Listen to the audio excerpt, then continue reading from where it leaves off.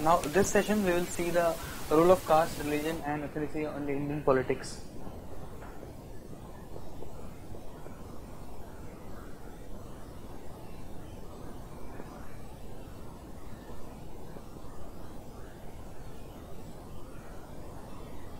On Indian politics.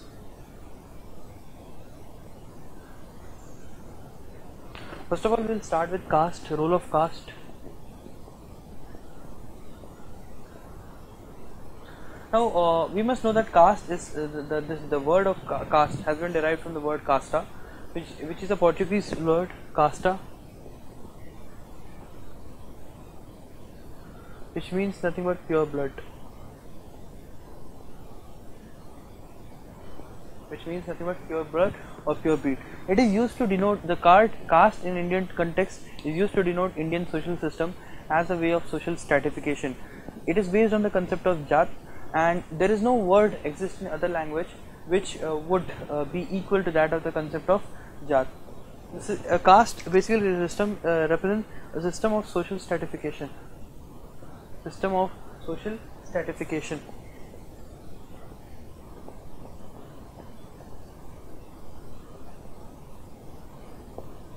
And which is nothing but a universal feature. However, there is a difference between Indian society and the Western society, and so social system basically reflects a layered society. Maybe the society is not equal and it is layered, maybe according to the material economic aspects or the social aspects. The earliest work was done by Louis Dumont. The earliest work was on the caste was also done by Louis Dumont, and he gave the features of caste system and compared with the class system. According to Louis Dumont, class is basically hierarchical system based on the profession. The class is basically a hierarchical system based on the profession, whereas caste is a hierarchical system based on the birth. So it is based. Caste is nothing but based on purity and pollution. The concept of purity and pollution. So he says that class nothing but hierarchical concept based on your profession or work. Here caste is hierarchical concept based on birth, which is further related to purity and pollution. Now, if you compare caste and class, the basis of caste is nothing but spiritualistic. The basis of caste is nothing but spiritualistic. On the other hand, the basis of class is nothing but materialistic or economic category. Caste is basically a closed and a rigid organization. Caste is nothing but closed. The immobility is not, the mobility is not possible. On the other hand, class is something called is very open, and the status caste is dependent as I mentioned, it is spiritual in nature. It is dependent on birth. On the other hand, class is something based on your achievement in your life. M.N. Srinivas is the Indian scholar who has actually studied the role of caste in Indian politics. He has challenged the Louis Dumont's view as purely textual, because according to him, the word caste doesn't tell us the reality. It is rather than the upper caste, rather than the people of upper caste, it is the category. He mentions that it is the role of dominant caste which is more important.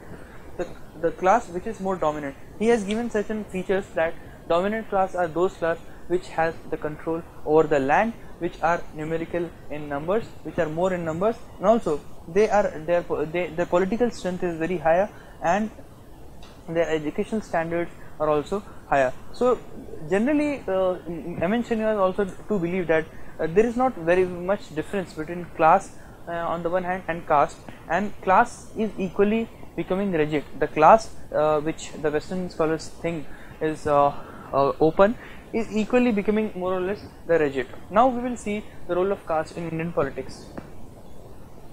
Now different scholars have studied their works with respect to role of caste, and they have basically come up with their own study. Like you have Andre Bete.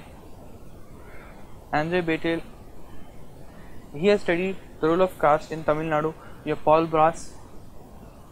Paul Brass has studied in the role of caste in states like Uttar Pradesh, and Rameshwar Roy has studied the role of caste in Bihar. And according to a very famous scholar, Christophe Jeffrelot,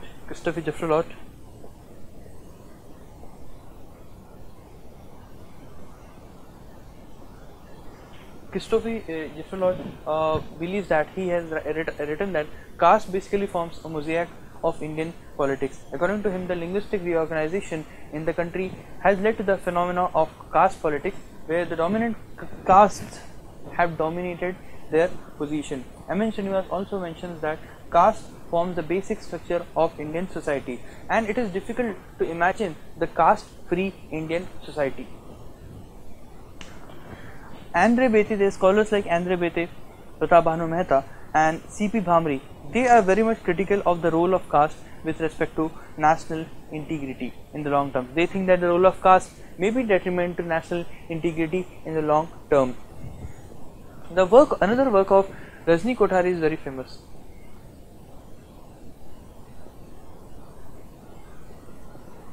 Rajni Kothari's work is very famous because he thinks that he gives two concepts. One is democracy, another is caste. Generally, democracy is seen to be inclusive in nature. Democracy believes in the politics of dialogue, reason. On the other hand, caste is very exclusive in nature. They both are antithetical. However, according to Rajni Kothari, caste and democracy in India, they are although antithetical to each other, but caste has been a factor for the success of democracy in India. How? Let us see. Because caste has led to the success in democracy in India, because caste leads the political mobilization in India is done based on caste. People turn out in more numbers, they turn out and vote in more numbers, and this has contributed to the success of democracy, despite being the fact that they both are antithetical to each other. He has also mentioned that caste has affected politics, and politics has in fact affected the caste. There is casteization of politics that has happened, and politicization of caste also has happened. Now, Rodolphe has also termed this concept as modernization of tradition and traditionalization of modernity. That is, caste will be formed in a new avatar. At the same time, caste will itself favor the democracy. According to Rajni Kothari, the caste politics is nothing but it involves competition and conflict between entrenched caste and ascendant caste. Rajni Kothari has given three aspects of the caste. Rajni Kothari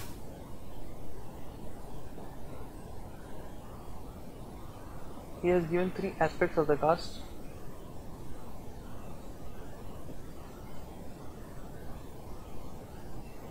Which includes secular,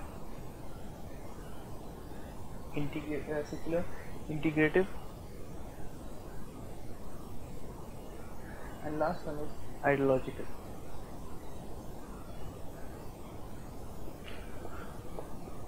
The first, secular aspect.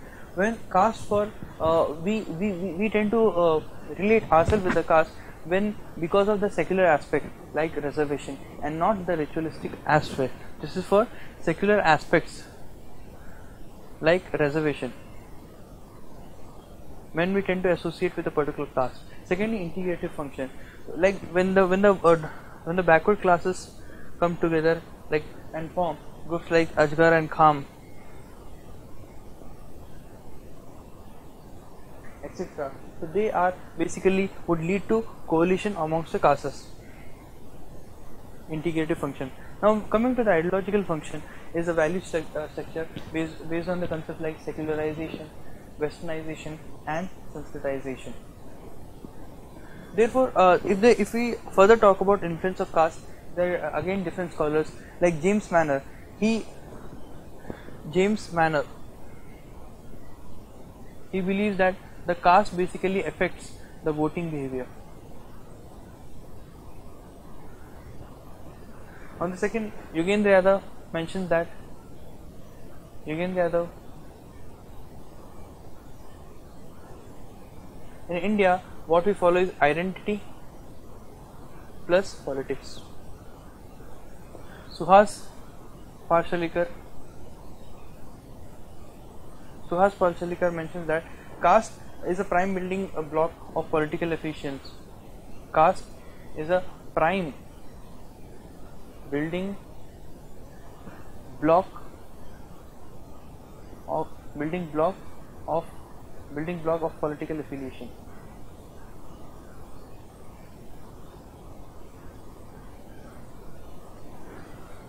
At micro level. Also, a very important statement was also given by Corbridge Harris, wherein he mentioned that the caste matters in election from the municipalities to the parliament. Now we will see the role of ethnicity.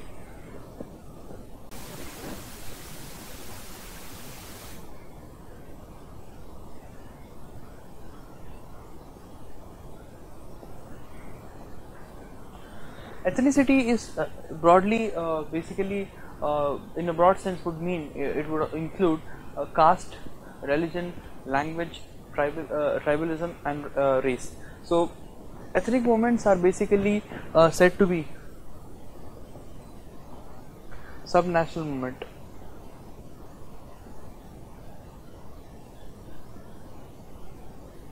Ethnic movements are said to be subnational movements because ethnicity have been the reason of the formation of the many nation states. Ethnic identities sometimes may lead to secessionist tendency, secessionist movement. If any ethnic movement becomes more radical in nature, it may have certain tendencies of secessionist movement. And India, it is said that India has been facing ethnic movements since beginning. We have the Dravid movement, we have Kashmir, we have the problem in Kashmir, we have the problem in Nagaland, we have the problem in Bodoland, etc. So there is an important scholar, S.D. Muni. He has analyzed the role of ethnicity in caste in Indian politics. Number one, according to S.D. Muni, India's record of dealing the ethnic movements has been better than other countries in South Asia. Even with respect to ethnicity, even USSR and Yugoslavia had broken down because of ethnic movements. Ethnicity in India is has never reached to a level of disintegration because we have been able to manage it better than in a better terms and better than the other third world countries. Ethnicity in India, according to S.D. Muni, is a multi-layered concept.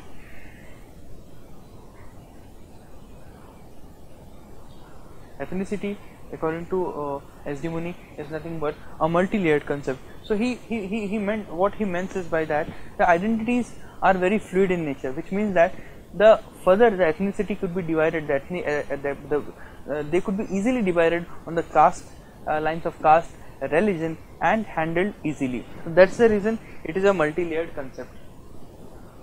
We have something Bengalis. Within Bengalis, we can divide into Hindu Bengalis, we have Muslim Bengalis, and within Hindu Bengalis we can divide upper class, lower caste. Within Muslim, upper class, lower class. So identities are very fluid in nature, they can be easily divided on many lines. The second very important with respect to ethnicity is the view of Atul Kohli. The work of Atul Kohli is very well recognized. Atul Kohli mentions that he has analyzed the life cycle of ethnic movements and has given an inverted curve. And he has studied the interlinkages between handling of ethnic challenges on the one hand and the nature of leadership and institutionalization of democracies. He has given the table nature of leadership. This nature of leadership maybe accommodative, non-accommodative,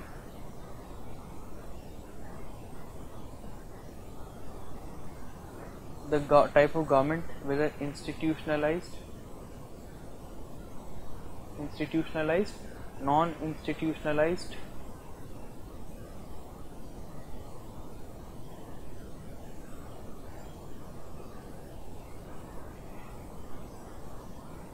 he has given up his table, and according to him, maybe he has placed Pandit Nehru, who was very accommodative and institutional. Here is non-accommodative. Indira Gandhi he has kept, and here with respect to Tamil Nadu, here with respect to Punjab. Second, Czechoslovakia,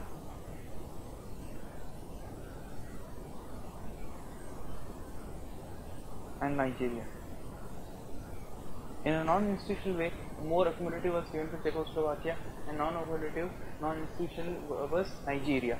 So he has studied this by this way. And according to Atul Kohli, as I mentioned, the sustainability of a movement depends on the degree. The sustainability of a movement depends on the degree of cohesiveness the movement holds, and the resources the people hold with themselves, and the political context and environment plays a very, very important role. Now, there are two sets of two views with respect to ethnicity, and when we are comparing democracy. One school of thought believes that they are compatible in nature. Second school of thought has a negative, they are not non-compatible. The two schools of thought with respect to ethnicity and development. The first school of thought they believe that democracy is a part of solution.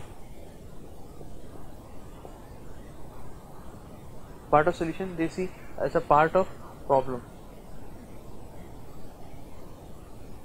They see democracy as a part of problem. Now, we will see how the role of religion plays politics in India.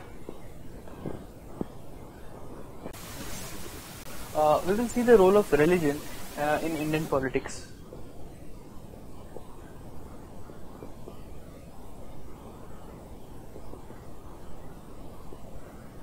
It is said that the role of religion in politics have been there since very beginning.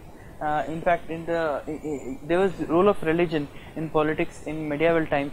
If we see with respect to the European context, role of religion in Indian politics have been increasing worldwide by the end of communism, especially when the communism got ended.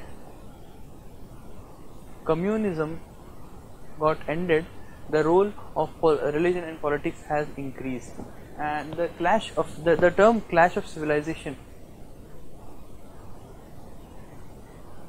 is the greatest expression of how the role of religion in politics could be affected, and it shows the increasing politicization of religion. Now we will see the views on relation between religion and politics. According to Mahatma Gandhi, religion is nothing but a positive force and a spiritual guidance. Therefore, he suggested that politics could be guided through the religion. On the other hand, communism, those who believe in communist ideology, they believe that religion is nothing but opium of masses. It's a source of illusion. Religion can be a positive force in theory. However, in practice, it can be very dangerous entity. Religion can be positive in theory, but in practicality, it can be a dangerous entity.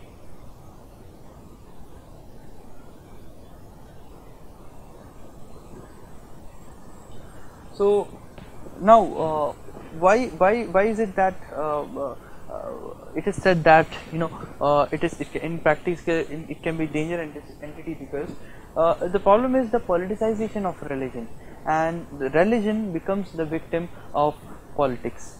The problem is politicization, and the concept of clash of civilization is nothing but an example of politicization of religion. Now we need to know what is the nature of politics of religion. Any politics of religion,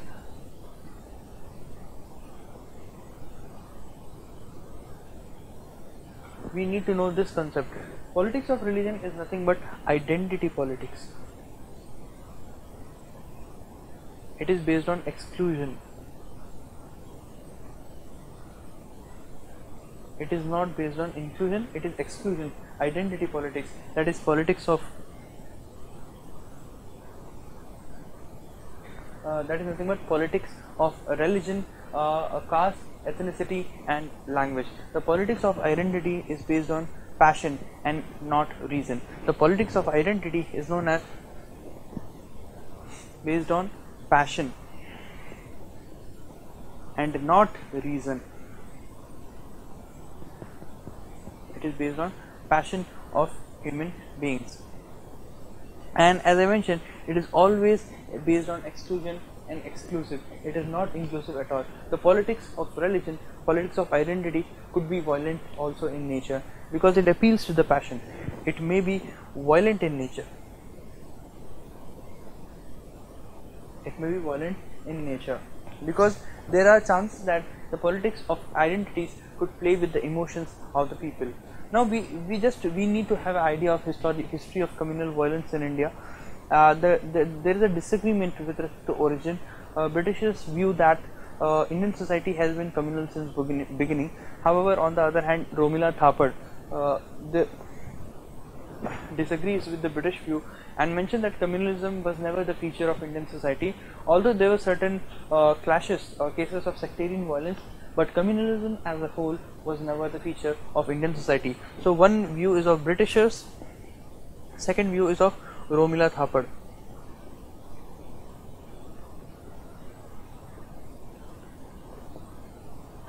Now there are various different school of thoughts with respect to the regarding the communal violence. One school is essentialist, second school is instrumentalist, third school is institutionalist,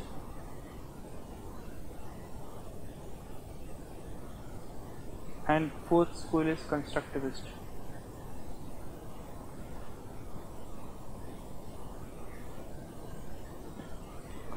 So basically, essentialist school, under essentialist school you have Louis Dumont. According to them, Hindus and Muslims are antagonistic communities.